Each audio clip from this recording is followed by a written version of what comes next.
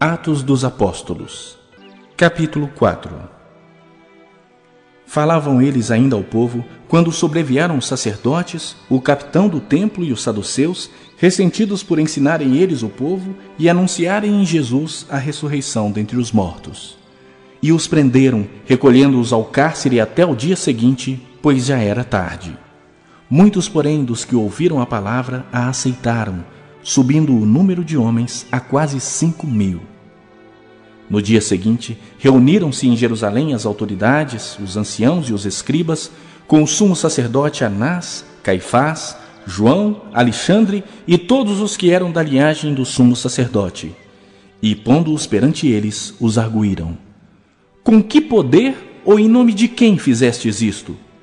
Então Pedro, cheio do Espírito Santo, lhes disse: Autoridades do povo e anciãos, visto que hoje somos interrogados a propósito do benefício feito a um homem enfermo e do modo por que foi curado, tomai conhecimento, vós todos e todo o povo de Israel, de que em nome de Jesus Cristo, o Nazareno, a quem vós crucificastes e a quem Deus ressuscitou dentre os mortos, sim, em seu nome é que este está curado perante vós.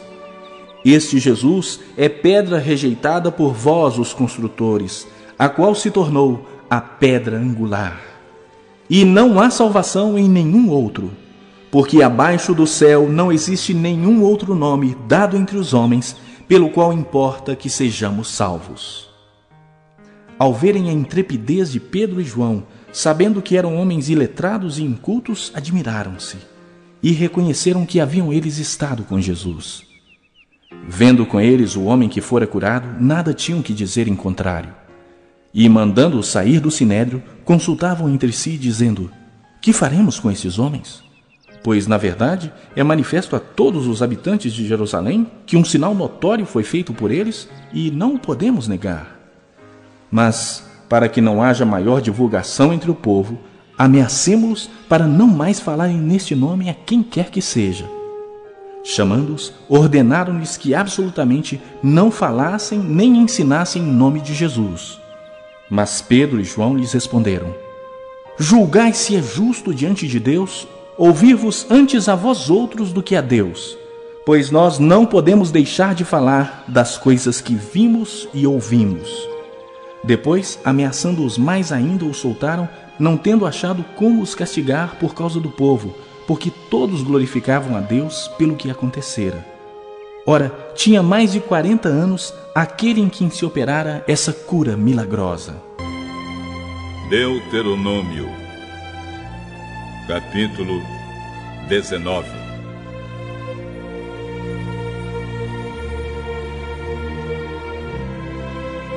Moisés disse ao povo: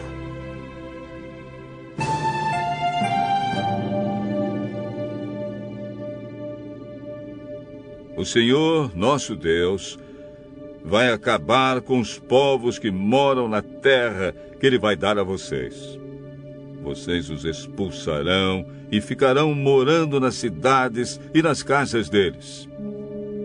Então dividam o país em 3 partes, e em cada uma delas escolham uma cidade para onde seja fácil fugir. E qualquer homem que tenha matado alguém poderá ir para uma daquelas cidades, e ali ninguém poderá matá-lo.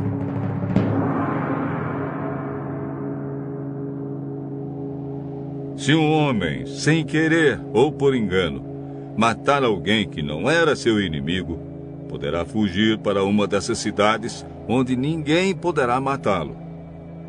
Por exemplo, 2 companheiros entram no mato para cortar lenha. Um deles, ao cortar uma árvore, dá um golpe tão forte com o machado que o ferro salta do cabo e bate no companheiro. E ele morre. Então aquele homem irá para uma dessas cidades, e ali ninguém poderá matá-lo. Ora, se houvesse somente uma cidade para fugitivos, ela poderia estar tão longe que o parente encarregado de vingar aquela morte teria tempo de pegar aquele que matou o companheiro. e o parente estaria tão furioso que mataria o homem, embora este não merecesse a morte, pois foi sem querer que matou o companheiro.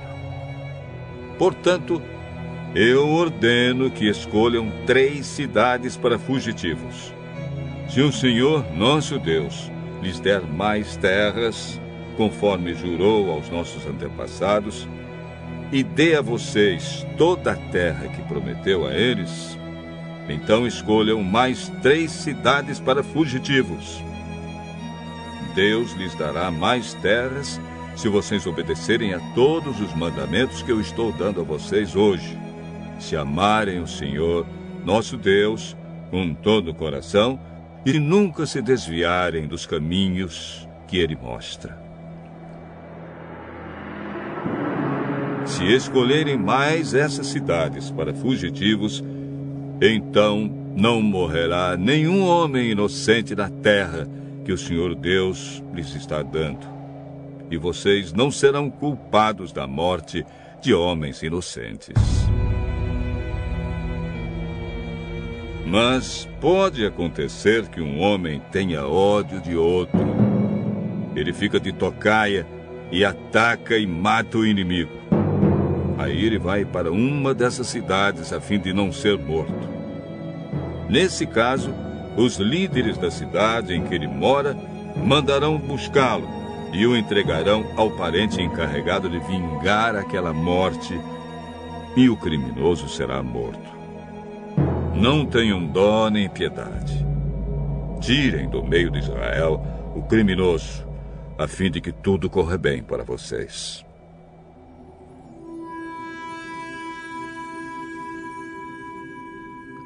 Não mudem de lugar os marcos de divisa do terreno do vizinho. Elas foram colocadas há muito tempo na terra que o Senhor, nosso Deus, está dando a vocês.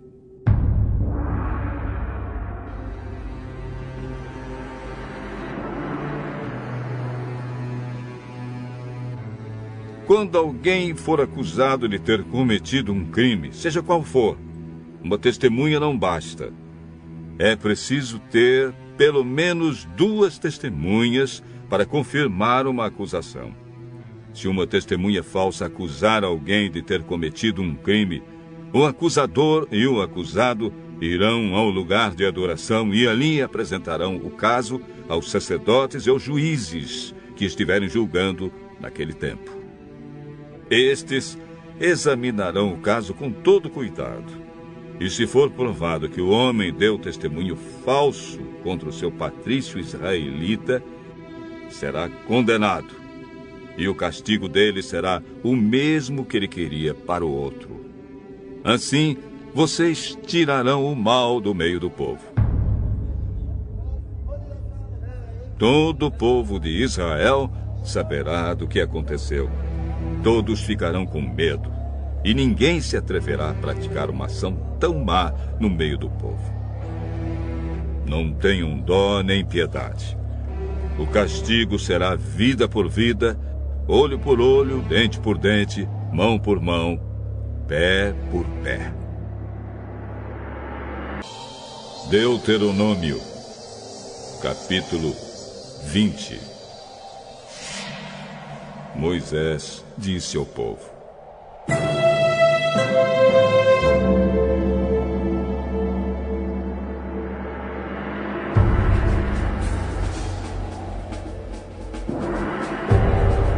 quando vocês saírem para combater os inimigos e virem que eles têm mais soldados do que vocês e que têm muitos cavalos e carros de guerra, não fiquem com medo deles.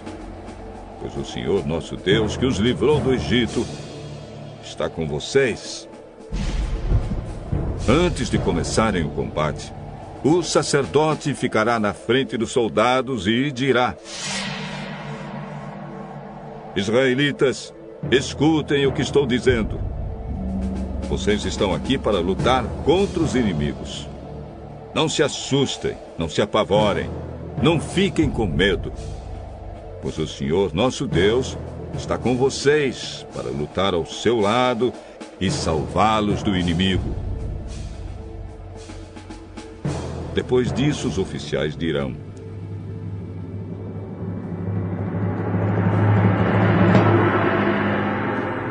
se houver aqui um homem que acabou de construir a sua casa, mas não teve tempo de morar nela, então que volte para casa.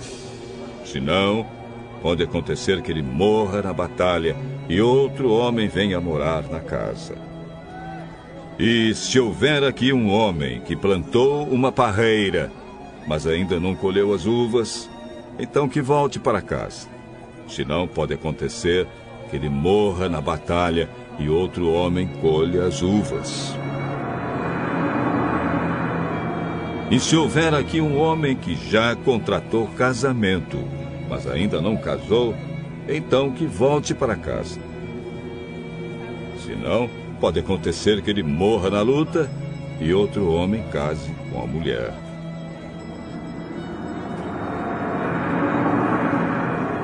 E os oficiais dirão também: se houver aqui um homem tímido e medroso, então que volte para casa. Senão, pode acontecer que os outros soldados fiquem com medo também.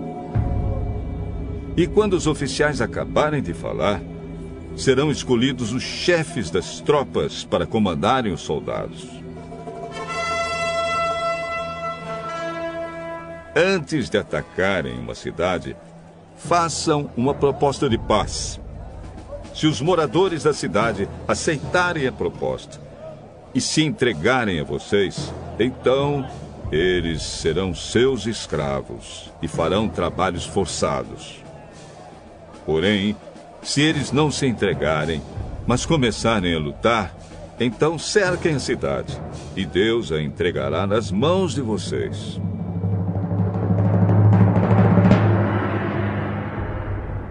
Matem à espada todos os homens, mas fiquem com as mulheres, as crianças, os animais e todos os objetos de valor que encontrarem na cidade. O Senhor, nosso Deus, lhes dará o que era do inimigo, e vocês usarão tudo para o seu próprio bem. Façam isso com todas as cidades que ficam fora da terra onde vocês vão morar.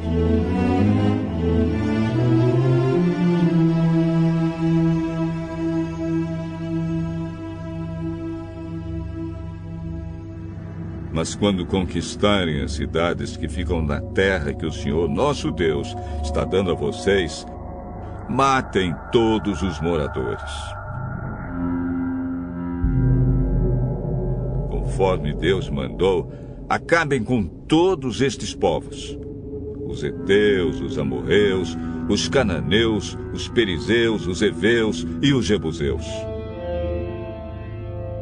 Matem todos, para que eles não ensinem vocês a imitar as cerimônias nojentas que praticam quando adoram os seus deuses. Isso seria um pecado grave contra o Senhor, nosso Deus.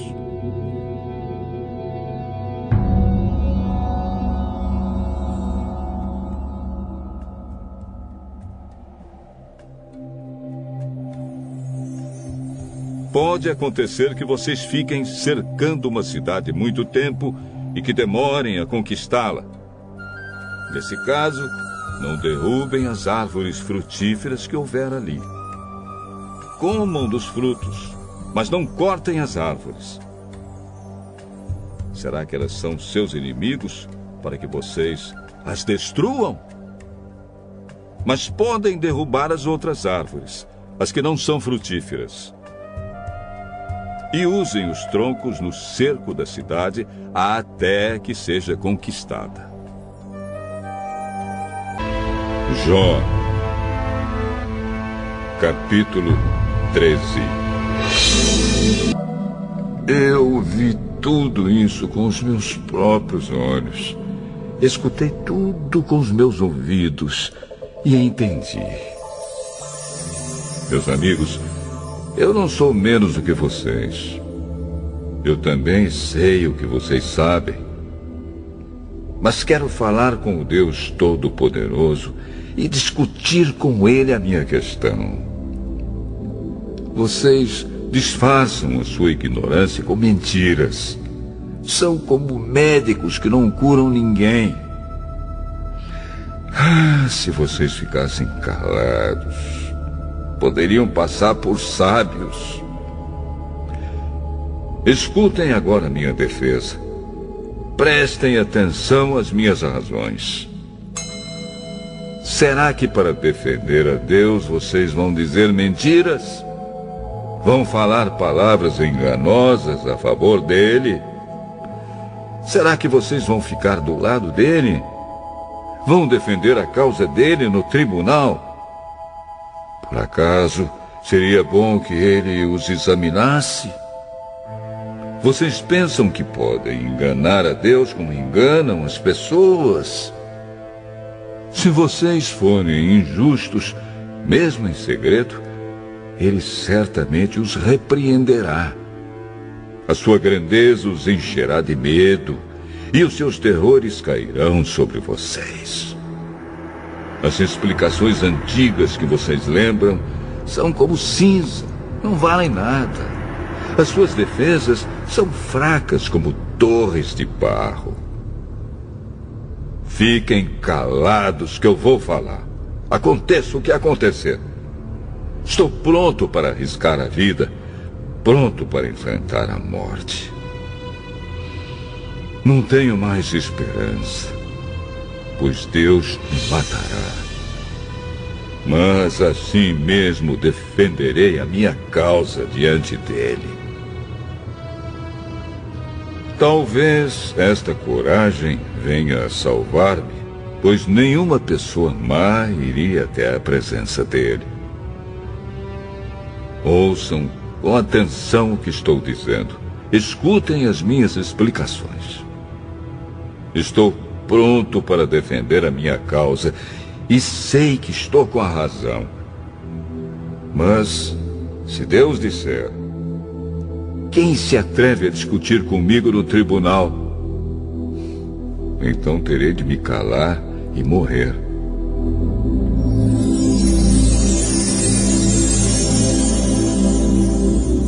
Oh Deus, eu te peço apenas duas coisas, e assim não me esconderei de ti. Não me castigues mais e não me faça sentir tanto medo. Oh Deus, chama-me ao tribunal e eu responderei. Ou eu falarei primeiro e tu responderás. Quantas faltas e pecados cometi? De que erros e pecados sou acusado? Por que te escondes de mim? Por que me tratas como inimigo? Eu sou como a folha levada pelo vento. Por que me assustas? Sou como a palha seca. Por que me persegues? Tu escreves duras acusações contra mim e queres que eu pague pelos erros da minha mocidade. Prendes os meus pés com correntes, vigias todos os meus passos e examinas os rastros que deixo no caminho. Assim, vou me acabando como madeira bichada, como uma roupa comida pela traça.